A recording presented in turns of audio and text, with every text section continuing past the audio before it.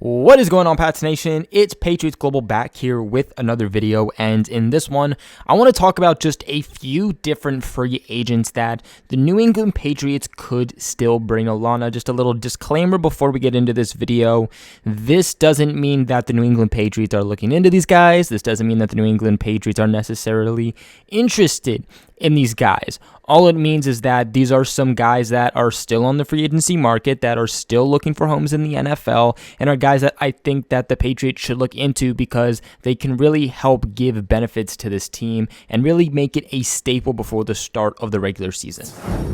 Now, the first guy on my list is going to be defensive end Everson Griffin. Now, a lot of people feel that there are some question marks with the Patriots defensive line as we approach the start of the 2020 season, especially because they lost their main edge rushers, especially from this past season, in Kyle Van Noy and Jamie Collins, who are two leading sack getters for the Patriots this past season. Of course, the Patriots do still have Chase Winovich. They have a guy like Dietrich Dwyer, although he's not necessarily a guy who you can rely on to be consistent. And of course, they also drafted guys like Anthony Jennings, Josh Uche. But even with them, there's just a lot of question marks that surrounds that section. And I think we saw this past season that when the Patriots have a good defensive line, or a defensive line that is able to be consistent play after play, it really makes a difference to the defense. And I truly believe that adding a veteran aspect, the defensive end like Everson Griffin, could be very beneficial for the Patriots, especially in the sense of helping to kind of teach some of these younger guys. You know, we are so young at the defensive end position. The Patriots got a whole lot younger with their team in general. That who exactly are these guys supposed to mold their play after? Everson Griffin could come in and be a great guy for these younger guys like Chase Winovich, Anthony Jennings, Josh Uche, etc. Griffin, of course, has been a staple in the NFL as a defensive end for a while now. I mean, since 2011, he's able to record 74.5 sacks, making him one of the most feared defensive ends in the entire league. Now, he is up there in age. He's 32, but he knows how to be a top-tier elite pass rusher, which is something, again, the New England Patriots could really use. A guy they know they can rely on, a guy that they know how he's going to perform in the NFL, and they know his skill set. And I already know the comments are being typed right now. You know, well, Patriots Global 32, like, I just don't want to get older. And here's the thing. The Patriots don't mind getting older, and I don't care if they get older. I don't care the age of any of these guys if they're able to still play at a high level, which Griffin is able to do. I mean, this past season, he totaled a total of 8 sacks. 8 sacks at his age, and earned himself a Pro Bowl selections for the Vikings. And the great thing here, too, is that he is able to be consistent. That is the big thing, consistency. And I feel like you can kind of relate this back to like, hey, well, it didn't work out for Michael Bennett, but at the same time, Michael Bennett had been hopping teams for a while, and a big part of that was him just starting to become very inconsistent. With Griffin, on the other hand, in every season that he registered at least 15 games since 2004, he's been able to total 8 or more sacks. So if he is able to play a minimum of 15 games, since 2014, it's been guaranteed to get at least 8 sacks out of him. He also hit a career high in sacks just 2 seasons ago with 13 in 2017. Either way, the Patriots will have a top 3 defense heading into this following season. Their secondary is stacked. There is completely no questions in that aspect. And I think just adding a scary player for offensive coordinators, I think that just could be the staple to the New England Patriots defense. And I mean, hey, it makes sense adding a 4-time Pro Bowler to your defensive line. Now, next up on this list is going to be another defensive player, and it's also going to be a guy that I talked about earlier already in a video, and that is going to be Clay Matthews. Now, you could call Clay Matthews a defensive end because that's really mainly where he's put. He's mainly an edge rusher, getting pressure on opposing quarterbacks, but he is technically listed as a linebacker, so we're just going to call him a linebacker. He might be up there in age, 34, but he still would bring a nice body to the New England Patriots. 6'3", 255 pounds, 6-time Pro Bowler, 1-time All-Pro, 1-time Super Bowl champion, who, despite being in his 30s, despite playing with a new team in 2019 and only appearing in 13 games, was still able to record 8 sacks, 3 passes defended, 2 forced fumbles, 11 quarterback hits, and 9 tackles for loss. Now, not only would it just be magical to see him and Chase Winovich playing on the same team, on the same field at the same time, but again, it could also be very beneficial for the New England Patriots looking to replenish what they lost in free agency. Guys, again, like Kyle Van Noy, Jamie Collins. Of course, they lost Landon Roberts, but I would say that Clay Matthews is definitely an upgrade over Landon Roberts. Now, of course, they did get Brandon Copeland, but I would still say that although Clay Matthews would be a guy on a higher budget, I would even say he's a better version of a Brandon Copeland. And with Clay Matthews, you also get something that Bill Belichick will just love, and that's versatility. Again, he plays on defensive end. He can be an off-the-ball linebacker. He's played at right outside linebacker, left outside linebacker, right inside linebacker, left inside linebacker. So really, wherever you need him to set the edge, he'll set the edge. You need him to play anywhere as a linebacker, he's able to do that. And I think that's something that could be extremely helpful and beneficial for the New England Patriots as they look to really continue to have that linebacker core vamped up, because I think we saw last season when the New England Patriots are able to have an elite linebacker core, it truly just makes the world of difference. Let's also remember that prior to the NFL draft, before the New England Patriots selected guys like Josh Uche and Anthony Jennings, the New England Patriots actually had reported interest in Clay Matthews. So clearly there is some relation back to each other. There is some type of interest, as they clearly were looking into him at least at one point.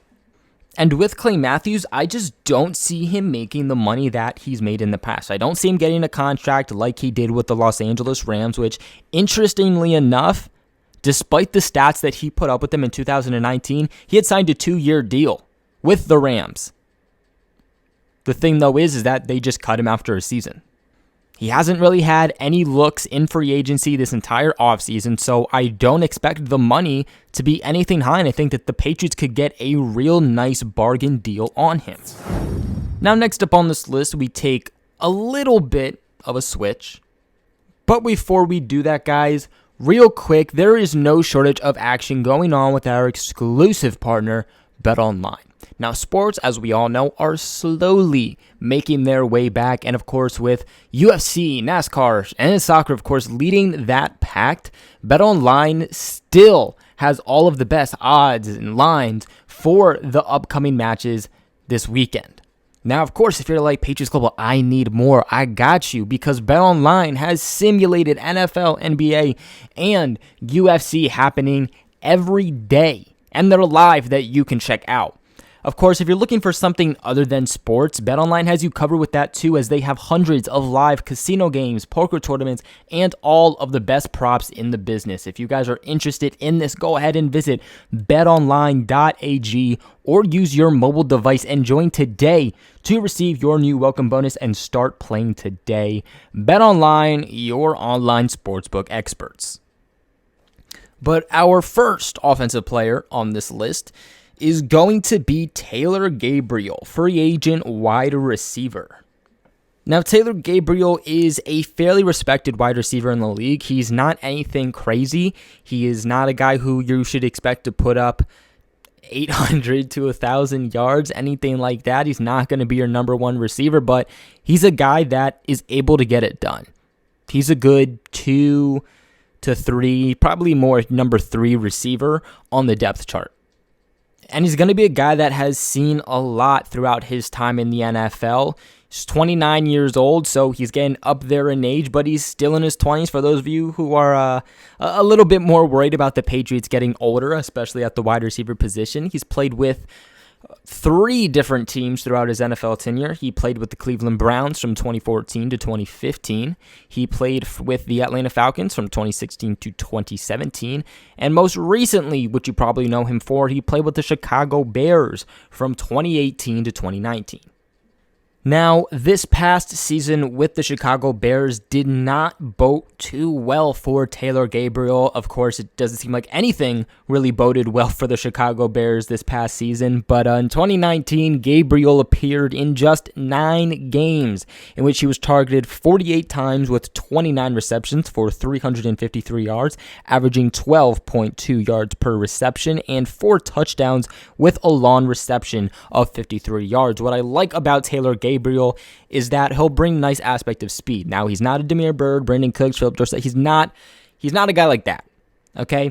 But he's a guy that is able to stretch the field, and I think something that we've seen with the New England Patriots, kind of a routine, a habit this offseason with the receivers, have been the Patriots trying to stretch the field. They want guys who can get them bigger plays, bigger yardage. And we've seen from a lot of these guys, Damiere Byrd, Marquise Lee, and even the rookie tight end Devin Asiasi being guys that are able to stretch the field when you look at their yards per reception. And 350 yards, 353 to be exact, but to round it, 350 yards in just 9 games with the quarterback that the Chicago Bears have, it's not too bad. It's really not that bad. Especially when you factor in that if the New England Patriots signed him, if he ended up lasting past training camp and made the final roster, then we wouldn't have to worry about him being the number 1 guy. It wouldn't even have to worry about him being the number 2 guy. He'd be the number 3 at best. But Gabriel has had seasons where he's put up pretty respectable numbers. Even in recent years, 2018, when he played with the Chicago Bears and he appeared in all 16 games, he was able to put up 688 yards along with 2 touchdowns with a long reception of 54 yards. He was also able to have a pretty nice season in 2016 with the Atlanta Falcons. In that season, he was able to put up about 579 yards, averaging 16.5 yards per reception and 6 touchdowns.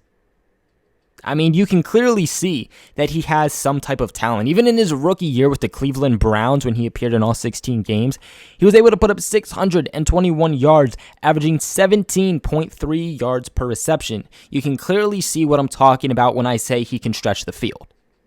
The thing about Taylor Gabriel, though, is the fact that he's not going to bring a crazy build. In fact, he is probably going to be the smallest guy on the entire team, sitting at 5'7", 168 yards. But bringing on a guy whose nickname is Turbo could be a really nice addition by the Patriots, especially a late addition, a guy who's really not getting too much looks. He's been talked about going to different teams, but no one really necessarily being interested. Another guy that I think could come in as a camp body. Let's see what he got. If it doesn't work out, it doesn't work out. And someone who I think that the Patriots could get on a pretty nice deal.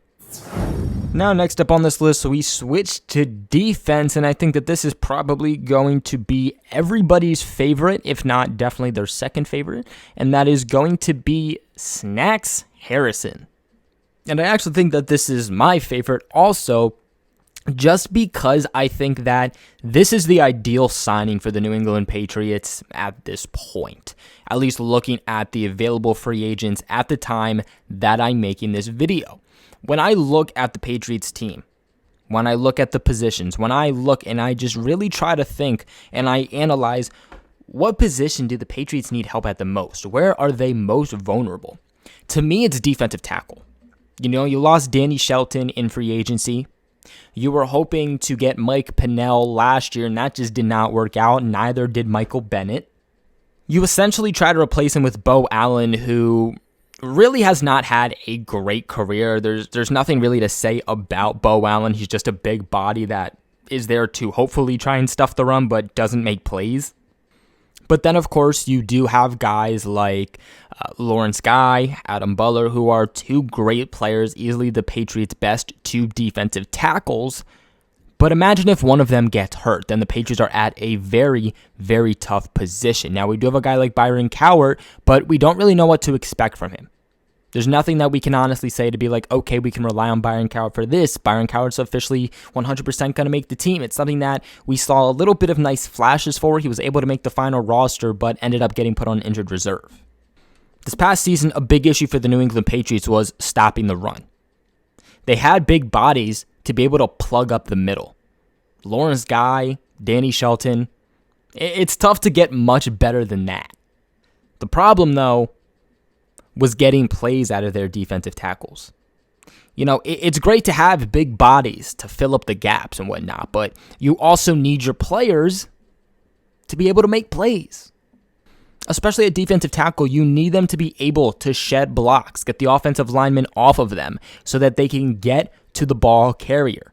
Now, it's great if it's stuffed and you're making sure that he doesn't have holes to go through, but at some point, he's going to go somewhere. He's going to try to find a hole to get through, and you need to be able to get your offensive lineman off of you, block shed, to be able to make that play. I think adding Snacks to the mix is just that ultimate staple there. If the New England Patriots could get a guy like Harrison at the defensive tackle position, then I'm very confident about what we have. Just alone, Harrison, Lawrence Guy, and Adam Butler. Those three guys make me confident at the interior of the Patriots' defensive line.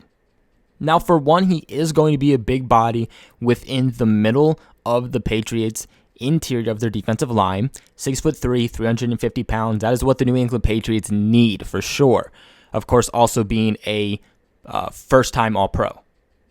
Now, Harrison is a guy who has some ability to get to the quarterback. Now, he's not a guy who's going to be a defensive tackle that's constantly resulting in sacks. He's had times where that has happened. You know, he's had a season like this past year with 2 sacks.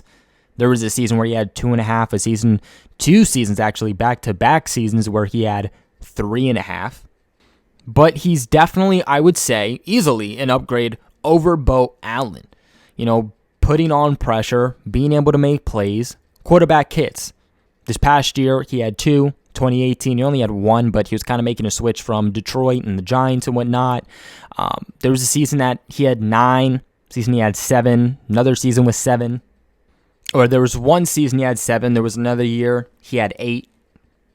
I think that if the Patriots were able to sign him, they were able to land him, I think that at least a reasonable aspect of what we could potentially be getting out of him, I would say at least is a Danny Shelton version of 2019.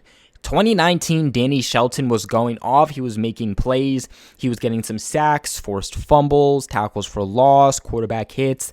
That was what the Patriots needed. Losing Danny Shelton, I think, was a bigger thing than more people realized. And interestingly enough, Harrison was reported in New England just a few weeks ago. Now, next up on this list is actually going to be another defensive tackle, just in case, you know, hey, the Patriots can't get Snacks, they can't get this guy, giving some versatility just because I firmly believe that the New England Patriots should add another defensive tackle. But this guy's going to be Marcel Darius, another free agent, another very good option at the defensive tackle position, one-time All-Pro, 2-time Pro Bowl. He played with the Buffalo Bills from 2011 to 2017, so Bill Belichick is very familiar with him. And he also played with the Jacksonville Jags from 2017 to 2019. Another guy who would be a big body, 6'3", 331 pounds, and he's someone who I would say is the definition of being able to get some pressure within the interior of the Patriots' defensive line. So while he is a big body, I don't know if I would say he's as good of a run stopper as Snacks is. He is definitely, I would say, an upgrade over Snacks and over what we have now at being a pass rush defensive tackle. The good thing about him, too, is the fact that he's able to pass rush. He's able to get to the quarterback. He's able to apply pressure, but also a big guy that is able to take up space, which is really able to make him an every down defensive tackle. Now, for the first 4 years of his career, he showed that he was able to get to the quarterback, and then after that 2014 season, so from 2015 and on, it just drastically started to stop, and there was just a lot of questions there. I mean, in 2011, his rookie season, he was able to put up 5.5 sacks. The following season, 5.5 again. The following season, 7.5. The following season, 2014, he was able to put up 10 sacks. And then after that, he was just putting up some pretty mediocre stats. I mean, 2 sacks, 3.5, 2, 1, 1, 1.5. But if anyone would be able to get him back to that form, that old form he used to be, it would be Bill Belichick. I also think that he would definitely get a good amount of defensive snaps, which could also help put his production up. More opportunities, of course, then to make more plays, but also the fact that he's going to be playing with a lot of other great players on defense. One of the best defenses in the NFL, the top 3 defense that the Patriots have, and other guys being able to make plays could help him to get open and make plays also.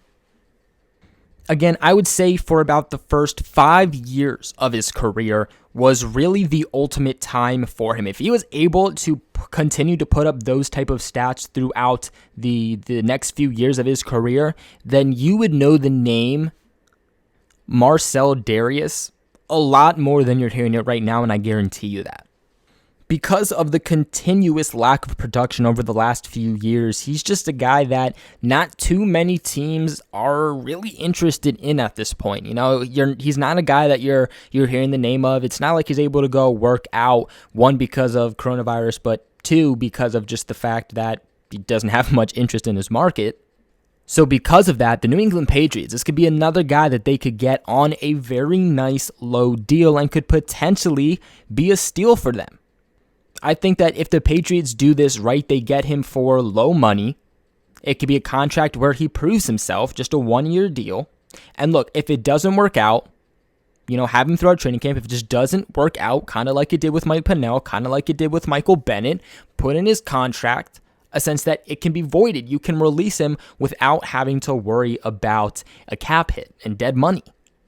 But this is a guy that, look, if Bill Belichick is able to do the Bill Belichick thing, the coaching staff is able to do the thing that they're known for doing and revitalizing a player's career, and they can make him the guy that he was the first 5 years of his career, then the New England Patriots, I guarantee you, are getting a straight up steal.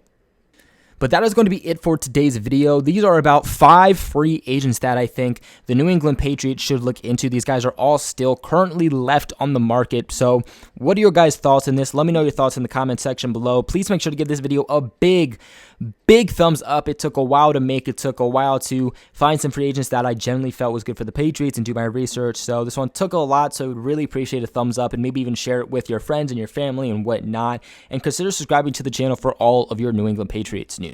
But like always, thank you guys so much for watching, and I'll catch you in the next one.